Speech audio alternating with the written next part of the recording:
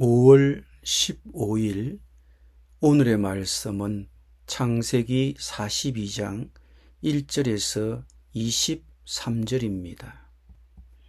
그때에 야곱이 애굽에 곡식이 있음을 보고 아들들에게 이르되 너희는 어찌하여 서로 바라보고만 있느냐. 야곱이 또 이르되 내가 들은즉 저 애굽에 곡식이 있다 하니 너희는 그리로 가서 거기서 우리를 위하여 사오라. 그러면 우리가 살고 죽지 아니하리라 하매 요셉의 형 10사람이 애굽에서 곡식을 사려고 내려갔으나 야곱이 요셉의 아우 베냐민은 그의 형들과 함께 보내지 아니하였으니 이는 그의 생각에 재난이 그에게 미칠까 두려워함이었더라. 이스라엘의 아들들이 양식 사러 간 자 중에 있으니 가나안 땅에 기근이 있음이라. 때에 요셉이 나라의 총리로서 그 땅 모든 백성에게 곡식을 팔더니 요셉의 형들이 와서 그 앞에서 땅에 엎드려 절하매 요셉이 보고 형들인 줄을 아나 모르는 채 하고 엄한 소리로 그들에게 말하여 이르되 너희가 어디서 왔느냐. 그들이 이르되 곡물을 사려고 가나안에서 왔나이다. 요셉은 그의 형들을 알아보았으나 그들은 요셉을 알아보지 못하더라. 요셉이 그들에게 대하여 꾼 꿈을 생각하고 그들에게 이르되 너희는 정탐꾼들이라. 이 나라의 틈을 엿보려고 왔느니라. 그들이 그에게 이르되 내 주여 아니니이다. 당신의 종들은 곡물을 사러 왔나이다. 우리는 다 한 사람의 아들들로서 확실한 자들이니 당신의 종들은 정탐꾼이 아니니이다. 요셉이 그들에게 이르되 아니라 너희가 이 나라의 틈을 엿보러 왔느니라. 그들이 이르되 당신의 종 우리들은 12 형제로서 가나안 땅 한 사람의 아들들이라. 막내 아들은 오늘 아버지와 함께 있고 또 하나는 없어졌나이다. 요셉이 그들에게 이르되 내가 너희에게 이르기를 너희는 정탐꾼들이라 한 말이 이것이니라. 너희는 이같이 하여 너희 진실함을 증명할 것이라. 바로의 생명으로 맹세하노니 너희 막내 아우가 여기 오지 아니하면 너희가 여기서 나가지 못하리라. 너희 중 하나를 보내어 너희 아우를 데려오게 하고 너희는 갇히어 있으라. 내가 너희의 말을 시험하여 너희 중에 진실이 있는지 보리라. 바로의 생명으로 맹세하노니 그리하지 아니하면 너희는 과연 정탐꾼이니라 하고 그들을 다 함께 3일을 가두었더라. 사흘 만에 요셉이 그들에게 이르되 나는 하나님을 경외하노니 너희는 이같이 하여 생명을 보존하라. 너희가 확실한 자들이면 너희 형제 중 한 사람만 그 옥에 갇히게 하고 너희는 곡식을 가지고 가서 너희 집안의 굶주림을 구하고 너희 막내 아우를 내게로 데리고 오라. 그러면 너희 말이 진실함이 되고 너희가 죽지 아니하리라 하니 그들이 그대로 하니라. 그들이 서로 말하되 우리가 아우의 일로 말미암아 범죄하였도다. 그가 우리에게 예걸 할 때에 그 마음의 괴로움을 보고도 듣지 아니하였으므로 이 괴로움이 우리에게 임하도다.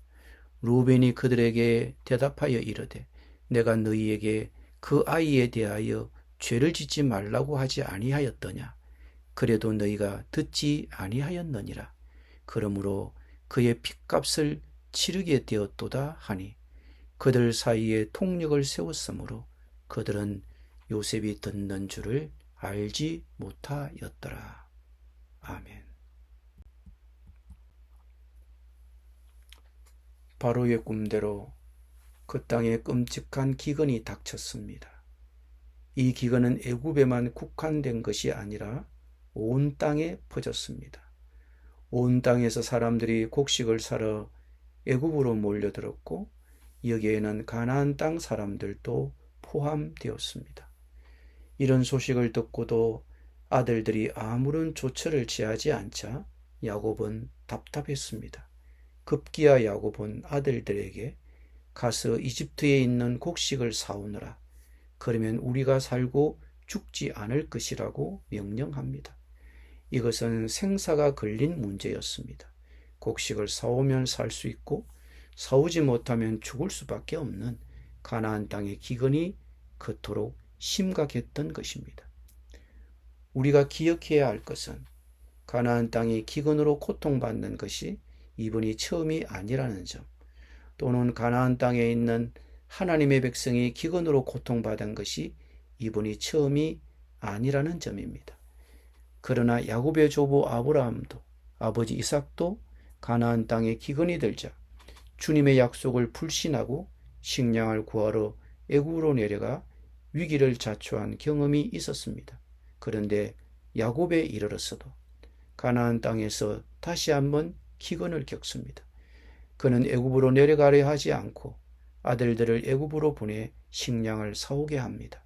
4절을 보면 야곱은 모든 아들을 보내지 않고 베냐민만 남겨둡니다.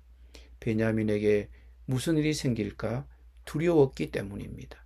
식량을 구하러 자식들을 애굽에 보내면서도 그는 두려워합니다. 6절에 따르면 그들이 애굽에 도착했을 때 오랫동안 헤어졌던 동생 요셉을 만납니다. 그러나 20년 전의 요셉이 아니었습니다. 그리고 요셉이 애굽의 총리가 되었으리라고는 상상할 수 없었을 것입니다. 많은 세월이 또 흘렀습니다. 그러니 그들은 그를 알아보지 못했던 것입니다. 6절에 그들이 얼굴을 땅에 대고 그 앞에 엎드렸다라고 기록되어 있습니다. 이것은 요셉이 20년 전에 꾼 꿈과 정확히 같은 내용입니다. 형들이 곡식단을 사려고 요셉에게 절을 하는 장면은 20년 전 요셉이 꿈에서 본 것과 똑같습니다. 7절과 8절을 보면 형들은 요셉을 알아보지 못했지만 요셉은 형들을 알아보았습니다. 요셉은 형들에게 지난 20년 동안 무슨 일이 있었는지 알지 못합니다. 형들의 성품은 변했는지 그는 알지 못합니다. 그래서 요셉은 형들을 시험합니다. 그는 형들이 첩자라고 비난하지만 형들은 극구 부인합니다. 그러자 요셉은 다시 한번 너희가 이 나라의 틈을 엿보러 오지 않았느냐고 몰아세웠습니다. 그제야 형들은 자신들의 가족에 대해 조금 더 이야기합니다. 그들은 12형제로서 막내는 오늘 아버지와 함께 있고 한 명은 잃었습니다라고 합니다. 그러자 요셉은 내 말이 틀림없다. 너희들은 첩자들이라고 압박합니다. 요셉은 형들이 그동안 변했는지 알아보려고 합니다. 그는 형제 중 한 명만 가나안으로 돌아가 베냐민을 애굽 땅으로 데려오도록 하고 그들의 이야기가 사실인지 아닌지 증명하겠다고 말했습니다. 그래서 그는 그들을 사흘 동안 감옥에 가두었습니다. 형제들은 이 모든 일에 완전히 충격을 받았을 것입니다. 곡식을 사러 왔다가 감옥에 갇히다니 상상할 수도 없는 일이 일어난 것입니다. 하지만 어쨌든 그들은 누명을 쓰고 투옥되기까지 했습니다. 하나님께서 요셉을 통해 그들을 시험하시는 것을 알 수 있습니다. 사흘 만에 요셉이 나타나서 무슨 이유에서인지 좀 더 온유하고 부드럽게 얘기합니다. 그는 당신들 형제 가운데서 한 사람만 여기에 갇혀 있고 나머지는 나가서 곡식을 가지고 돌아가 집안 식구들이 흑의를 면하도록 하시오. 그러나 당신들은 반드시 막내 아우를 내게로 데리고 와야 하오라고 말합니다. 18절에서 그는 그래야만 당신들의 말이 사실이라는 것을 증명할 수 있을 것이며 당신들이 죽음을 면할 것이라고 다짐합니다. 요셉이 이 말을 하자 그의 형들은 양심의 가책을 느끼게 됩니다. 그들은 20년 전 동생에게 저지른 일에 대한 죄책감과 수치심에 사로잡혀 괴로워하기 시작합니다. 그들은 요셉이 자기 말을 알아들을 수 있을 거라고 생각하지 못했습니다. 그렇다면 형제들은 뭐라고 말했습니까? 그들이 서로 말하기를 그렇다. 아우의 일로 벌을 받는 것이 분명하다. 아우가 우리에게 살려달라고 애원할 때에 그가 그렇게 괴로워하는 것을 보면서도 우리가 아우의 예언을 들어주지 않은 것 때문에 우리가 이제 이런 괴로움을 당하는구나. 요셉이 형들에게 목숨을 구걸했다는 사실을 그들이 얘기한 것을 보면 형들은 그 일을 결코 잊지 못했던 것 같습니다. 동생이 목숨을 구걸했는데도 외면했던 기억이 20년 동안 그들을 괴롭혔던 것입니다. 그래서 갑자기 이런 예기치 않은 시련이 닥치자 그들이 제일 먼저 생각한 것은 우리가 형제의 고난을 외면했기 때문에 이런 일이 일어났다는 것입니다. 루벤은 곧바로 이제 우리가 그 아이의 핏값을 치르게 되었다라며 탄식합니다. 죄를 묻어두려 하지 마십시오. 요셉의 형들은 여러모로 20년 동안 죄를 묻어두고 겉으로는 들키지 않은 듯이 행동했습니다. 하나님은 우리 삶의 여러 상황과 환경을 통해 우리의 죄를 기억하게 하십니다. 하나님은 우리의 영혼을 압박하고 죄를 표면으로 드러내기 위해 시험과 시련을 주십니다. 우리는 죄를 묻어둘 수 없습니다. 하나님은 죄를 드러내기를 원하십니다. 하나님께서는 우리 삶의 모든 상황 속에서 그분의 말씀을 통해 우리의 죄를 일깨워 주십니다. 이것이 바로 하나님께서 우리에게 주신 은혜입니다. 만약 우리가 그 고통을 느끼지 않는다면 편안해져서 아무것도 하지 않을 것입니다. 우리의 죄는 우리 스스로는 결코 정결하게 할 수 없고 선행으로 죄를 상쇄할 수도 없으며 죄를 깊이 묻어 없앨 수도 없습니다. 우리 스스로는 아무런 희망도 없습니다. 복음이 놀라운 소식인 것은 하나님께서 친히 우리를 위해 우리가 스스로는 결코 할 수 없었던 일을 이루셨다는 것입니다. 하나님께서는 하나님의 독생자를 세상에 보내시어 우리 죄를 대신해 죽게 하셨습니다. 죄를 묻어두지 마십시오. 우리가 우리의 죄를 고백하면 하나님은 신실하시고 의로우셔서 우리의 죄를 용서하시고 십자가에서 우리를 위해 피 흘리신 그리스도의 피로 모든 불의에서 우리를 깨끗하게 하십니다.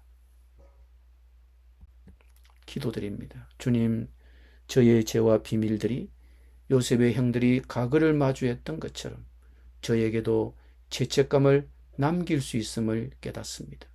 제 마음을 살피시고 필요한 곳에 깨달음을 주시어 진정한 회개와 회복을 이루도록 도와주옵소서.